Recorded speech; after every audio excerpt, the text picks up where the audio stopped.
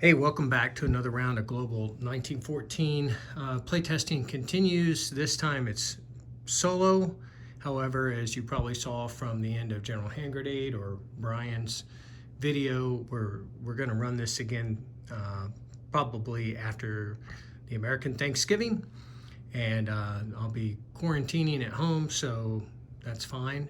But one of the things I think you picked up on from the previous playtests and things I'm working on right now, and you'll see again with this game, is just the amazing combination of alliances that can take place.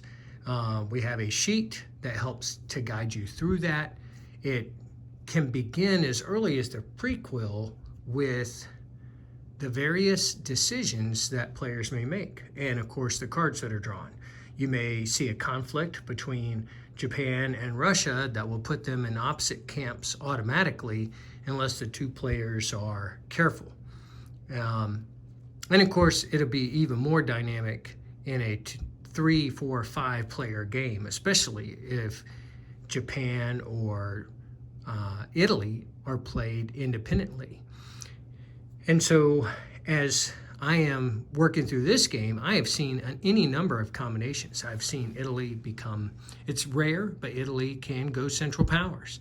And it's also designed specifically that unless the Allies do things in a certain sequence, that essentially the Chinese and the Japanese absolute, disagreement between the two countries and their competing spheres of influence will end up on opposite sides. They can be on the same side. That's historically what happened, and that historically can occur if things, again, are done in a specific sequence. But part of the fun of this is the ahistorical potential, and once you get past that specific sequence of events, the Japanese and the Chinese are unlikely to be on the same side at all. And so if one side, if they switch, then the other will switch. And so you will have a difficult time maintaining that if you're not careful. And then just as with Global 36, there are consequences to the U.S., the speed at which U.S. income increases, and the different decisions that players can make. The consequences are the same here, albeit calculated a little bit differently.